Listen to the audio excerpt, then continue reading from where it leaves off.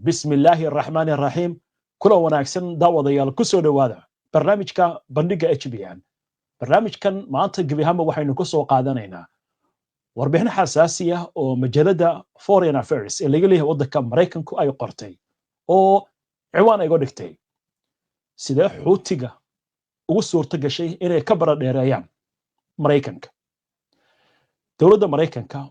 oo ka mid ah quwadaha adduunka ugu waaweyn hadiiba aysan ahayn tan koowaad dhanka dhaqaalaha xuduudda militariga saamaynta iyo awoodaha kale ee dhanka teknolojiyadda ayaa dagaal waxay kula jirtay toddobadii ugu dambeeyey xoogagga xuutiyiinta ee dalka Yemen laakiin go'aan lagu macneeyay inuu yahay iscaymis ayuu ku dhawaaqay madaxweynaha Mareykanka Donald Trump kadib markii uu ku dhawaaqay xabad joojin warow Trump uu amray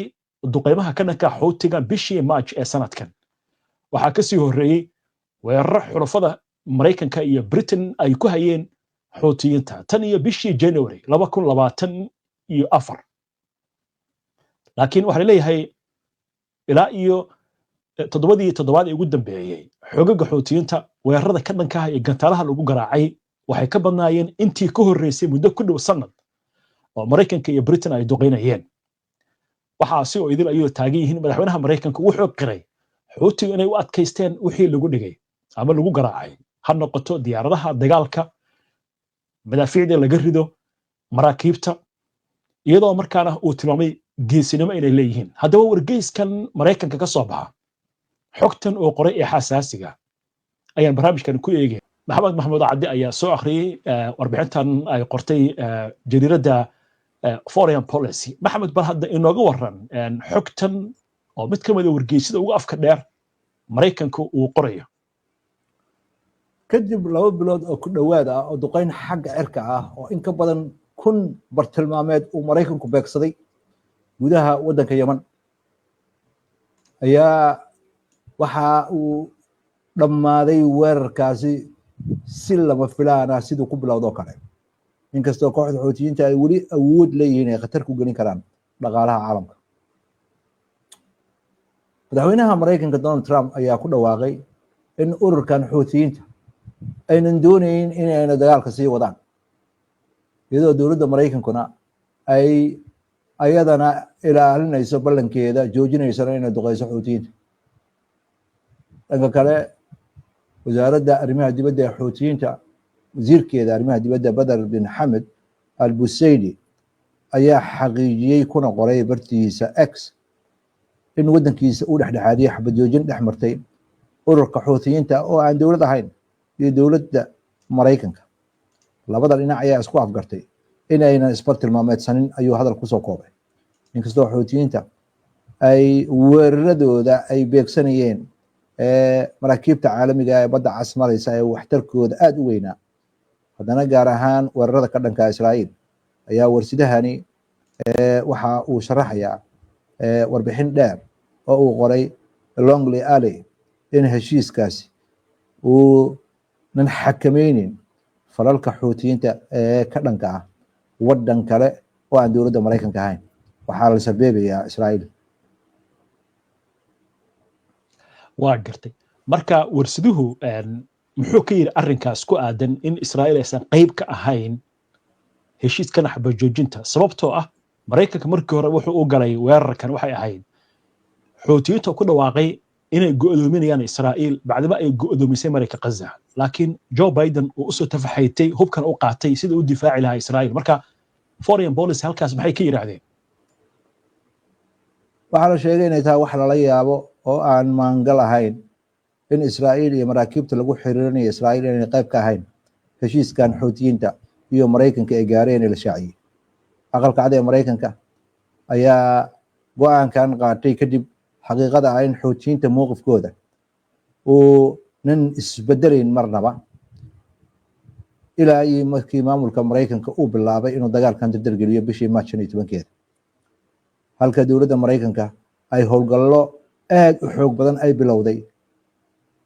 kuna baaqday sida dib ugu soo celin lahayd in si xor loo maro badda cas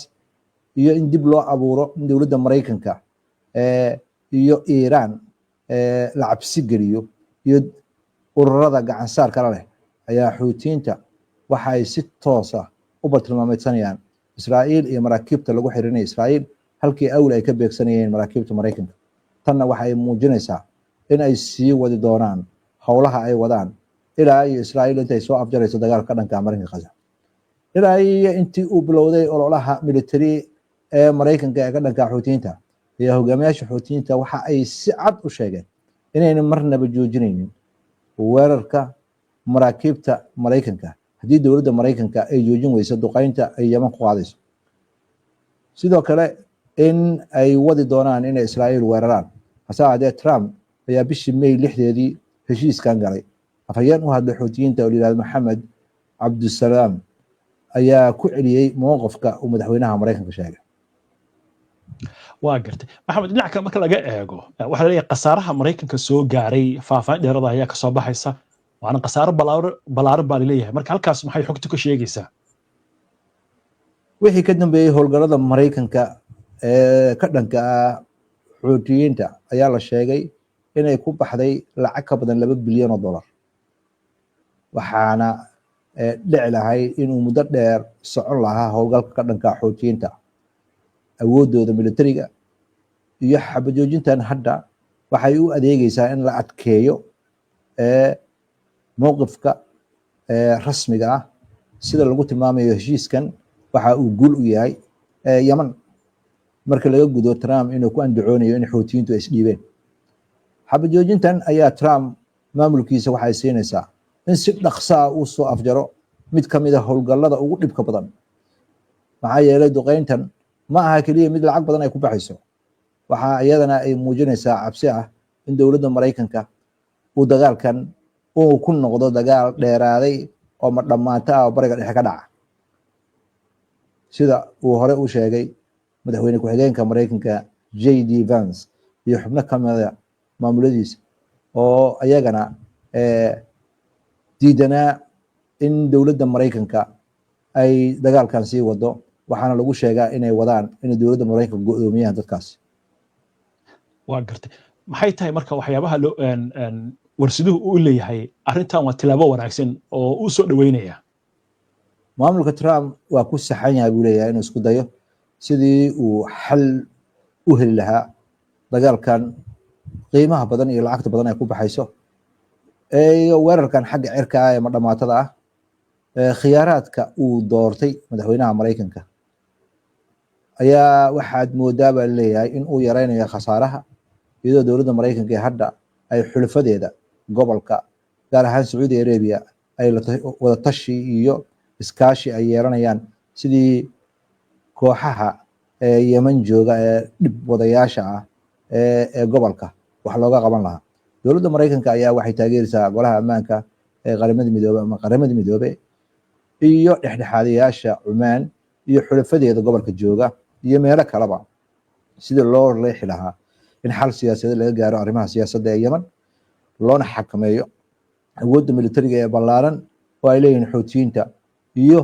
hanqaltaag ay u hanqaltaagayaan inay isbaaro u dhigtaan wadamada kale. warsidahan ayaa sidoo kale ku waramaya in duqeynta xuutiyiinta ay bilaabatay xilligii madaxweyne Joe Biden oo maamulkiisa uu si olakaca u lahaa istiraatiijiyad uu rabo in uu u jawaabo weerarada ay xuutiyiinta qaadayaan isagoo aan dagaalka dardargelinayn. laakiin Trump markuu yimid dagaalku wuxuu ka dhigay mid furan oo weyn oo ballaaran oo 1000 hadaf in ka badan uu Mareykanku tiigsaday labadaas bilood ku dhawaadka aadna waxa uu cambaareeyay Biden sidii jilicsaneed oo la tacaamulayay xuutiyiinta iyo khatarta ka soo food leh. waxaadna moodaa in arrintaasi ay noqotay dagaalkii ugu qaalisanaa iyo faragelintii ugu weyneyd ee Mareykanka muddo kooban uu ku galo. tanna waxaa lagu xiriirinayaa arrimo dhaqaale iyo arrimo siyaasadeed oo cadaadis ah in madaxweynaha Mareykanka soo food saareen iyadoo ku sheegay xuutiyiinta inay yihiin urur argagixisa inkastoo weerarada dowladda Mareykanka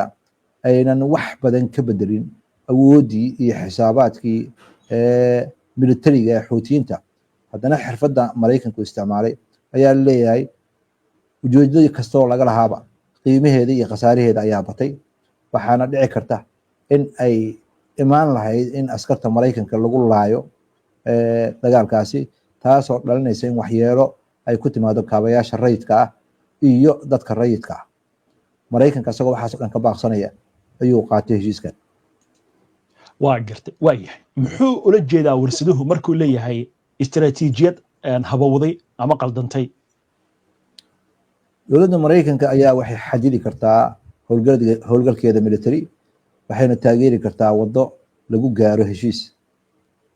markay ugu yaraato si xuutiyiinta khatartooda loo maareeyo, ayadoo laga shaqaynayo in xulufada maraykanka cadaadis military ay saaraan, mid dhaqaale ay saareen, mid siyaasadeed ay saaraan ururka xuutiyiinta, si loo xaqiiqsado in isu dheelitirnaan ay ka timaado waddanka Yemen. dowladda maraykankana waxaa waajib ah inay siiso wadamada gacanka taageerada ay u baahan yihiin in la siiyo xukuumadda Yemen. dowladaha Sacuudi Arabiya iyo Sultanka Imaaraadka Carabka ayaa muhiim u ah oo damaanad qaadaya ammaanka loo baahan yahay si loo sii wado taageerada siyaasadeed ee xukuumadda iyo militarigeeda. taasna waxaa lagu sheegay in aynan dan u ahayn oo keliya dowladda, waxay ka baajinaysaa in dagaal uu dib u bilowdo. waa gartay. marka anagoo gabagabadii ku dhow, maxay tahay marka waxyaalaha loo ballan qaadi karaa Imaaraadka Carabta iyo Sacuudiga oo xulafo la ah Maraykanka marka ay timaado si hadalka loo dhigay qatarta xuutiga? dowladaha maraykanka iyo dowladaha halkan ku celiyo, dowladaha Sacuudiga iyo Sultanka Imaaraadka Carabta iyo dowladda maraykanka ayaa waxaa laga rabaa inay keenaan damaanad xagga amniga ah ee loo ballan qaaday sidii loo difaaci lahaa xulafadooda, ayadoo la ogolaanayo in la xoojiyo awoodaha kasoo horjeeda xuutiyiinta ee waddanka Yemen ku dhex jira, taasoo la dardargelinayo fursadaha si awoodda xuutiyiinta awoodo u dheelitiran loo keeno, gaar ahaan ilaa iyo dowladda maraykanka ay dib uga guratay xoogageeda yamaniyiinta ay ku taageeraysay. haddana waxaa muuqata in culays dhaqaale iyo mid siyaasadeed uu coladan keenay oo khatar gelinayay in xukuumadda Yemen ee caalamku aqoonsan yahay inay burburto, in la ballaariyo xuutiyiinta, dibna loo abaabulo ururkii alqaacida iyo xukuumadaha kale ayaa iyadana laga baqaya. marka waxaasoo dhan iyadoo ay jiraan ayaa maraykanku hadda faragelintii waxa uu ka dhigay mid uu ku xoojinayo gacanta xuutiyiinta isagoon ku talagashanayn, sababtaa waxa uu dardargeliyey khatarta amniga ah ee dowladda maraykanka ay rabto inay wax ka qabato. waxaana muuqata in ay weli xaq u leeyihiin inay weeraraan maraakiibta caalamiga ah ee badaha maraya iyo kuwa lagu xiriirinaya Israa'iil. waxaa laga yaabaa khibradda ay leeyihiin iyo saameynta ay leeyihiin badda cas iyo weeraradeeda ay u leeyihiin in mustaqbalka laga yaabo inay mar kale isku dagaan inay isbaaro waddooyinka dhigtaan si ay fursado siyaasadeed oga helaan. waaya maxamed, marka haddaynu intaan ku dhaafano warbixintan warsidaha foreign policy uu qoray in ciwaan uu uga dhigo sidee xuutigu uga baran dheereeyeen Maraykanka, wargeys Maraykanka ka soo baxa ama warbaahin weyn oo Maraykanka ka soo baxdana ay tahay arrintan ama shabakadan, ma waxa ugu wacan xaqaa'iq dhacay oo aan la qarin karin oo ah in xuutiga naftigooda tus taabsi ay soo bandhigeen, maraakiibta duqeynayeen, diyaaradaha ay soo dejiyeen. sawir ka mid ah sawiradii barnaamijka hadda daawadayaasha aynu ku tusanay, gaar ahaan sawirkan oo kale waxaa ka muuqda mar ay soo rideen diyaarad ka mid ah diyaaradaha MQ-9 oo diyaaradaha Maraykanka oo ku dhaarta ah, oo ay ku dul qabsadeen dhaanto weliba carruurteeda yaryaraa. diyaaraddaasna waa diyaaradda halkan maraysa. marka ma waxaa keenay arrintan inay timaado cid walbo warbaahintii isticmaalaysa awood u yeelatay camera intay meel la tagtay inay soo duubto waxa ay qaadaysay, mise waa arrin muujinaysa waxa la yiraahdo uquurid loo quurayo xuutiga awoodooda in la sheego, sida uu tilmaamay Trump laftigiisa uu yiri waa niman geesiyaal ah? su-aashaas waa su-aal mugle oo dhinacyo badan taabanaysa. hore ayaan daawadayaasha HBN ugu sheegnay 2 sano ka hor xuutiyiinta oo dagaalkan iyo waxaan gelin inay awood ballaaran oo soo socota inay yihiin, waa si ishaafateen. waxaa intaa dheer xoutiyiinta dowlado badan oo jira oo bariga dhexe ku nool ayay ka awood badan yihiin. waxaa ayadana meesha ka maqnayn oo isbedelay oo haddeertaan warbaahintii reer galbeedka ay ka marqaati kacayaan qaabkii loo dagaalami jiray inuu isbedelay. maraakiibtii waaweynaa ee maraakiibta diyaaradaha xambaarayay ee wadamada oo maraykanka agtooda inta geeyo ku burburin jiray shaqadii oo kale ayuu xoutiyiinta u keenay. xoutiyiintana waxay la yimaadeen gantaallo guuxooda ka dheereeya iyo diyaarada droonisa iyo gujisyo iswada. maraykanka kuma dhicin khasaaraha gaaraya inuu ka hadlo. xoutiyiinta wax loo reebtay lama arko. maraakiibta duqeyn maraakiibta ah, diyaaradaha istiraatiijiga ah, fogaanta fog wax ka duqeeya, wax loo reebta lama arko. kun hadaf ayaa la burburiyey. waxaasoo dhan waxaa weeye xoutiyiinta waa libiqsan waayeen. waxaana muuqata xoutiyiinta ma aha oo keliya dagaalkan dagaalkii ka horreeyey in sacuudi arabia ay la gashay 2015 ee xabajoojinta ku dhammaaday, in sidaasoo kale 17 dal in ay sidaanoo kale u duqeyn jireen. awood iyo xoog ayay ka qaadeen. hadda 15 bilood ee maamulkii Joe Biden uu dagaalka ku hayay awood ayay ka sii qaadeen. xoutiyiinta marka ma muuqato in mowqifkii ay ku gowracnaayeen ee ah inay walaalahooda falastiiniyiinta aynan keligood meeshan ku daynaynin, haddii wadamadii kale islaamka iyo wadamadii carbeed ay baqeen in aynan marnaba kasoo hari doonin mowqifkoodina ay ku dhegan yihiin, mowqifkoodina weli waa wataan. cidda siyaasadeedii bedelaysa ee ilaalinaysa nafta askartooda iyo qalabkooda waa dowladda maraykanka. intaa waxaa dheer oo ayadana aan meesha ka maqnayn in maraykanka uu muddo dheer raadinayay in uu kiciyo xoogag yaman gudaheeda ah oo u babacdhiga xoutiyiinta. ilaa hadda waxba waa shaqaynayeen. dalalkan sutaga imaaraadka carabta iyo sacuudiga laleeyahay hore ayay faraha uga gubteen, umana muuqato inay ku degdegayaan xoutiyiinta. waxaa kaloo ayadana meesha ka maqnayn inkastoo ay lacagna haystaan, saameyn badan ay leeyihiin, laakiin dagaal markay noqoto xoutiyiinta uma muuqato in xoogag laga abaabulay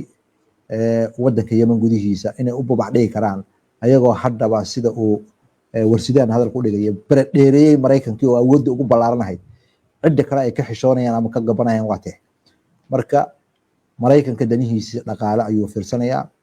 waxyaabaha kale oo ayadana soo baxay oo weli aanan si weyn loo qorin waxaa ka mid ah tallaabooyinkii uu qaaday Trump ee canshuuraha uu soo rogay iyo maraakiibtii shixnadaha waday ee baddan laga gooyey ee badda Afrika ka wareegayay iyo shixnadihii ka imaan jiray Shiinaha iyo wadamada Asia ayaa sii yaraanaya. dhaqaalihii maraykanka ayaa loo baqayaa. waxaa ayadana aan meesha ka maqnayn in uu xoogeysanayo xiriirka ay leeyihiin Shiinaha, Iiraan iyo Ruushka. xoutiyiinta mar kastoo laga hadlo waxay yidhahdaa Iiraan ayaa taageerta. hadda laakiin waxaa la ogaaday oo dadkii arrimahan xoogaalka oo dhan ay sheegeen xoutiyiinta agabkan militariga ama diyaaradaha droniska ha noqoto ama gantaaladan guuxooda ka dheereeya ha noqoto, xirfadlayaal ajnabi ah la shaqeeyaan, laakiin wadanka gudihiisa ayaa alaabtan lagu soo saaraa. afhayeenkii ugu dambeeyay xoutiyiinta la hadlayay wuxuu leeyahay waxyaabo badan ayaan ka shaqeynaynaa oo horumar ah. waxaana muuqata in maraykanka uu dantiisa ilaashaday si uu uga baaqsado in maraakiibta waaweyn ee diyaaradaha qaada aan loo dejin. waa tahay maxamed, aad baad u mahadsan tahay. daawadayaasha way mahadsan yihiin. inta ayaan kusoo gabagabeynaynaa barnaamijkii. daawade waad ku mahadsan tahay daawashada barnaamijka. si aad ula socoto wararka, barnaamijyada iyo macluumaadka aynu soo gudbinayno, haddii aad ku cusub tahay baraheena bulshada amaba horay aadan ugu xirnayn, hadda ku soo biir. waa inoo barnaamijka xiga insha allah. inta ka horeysa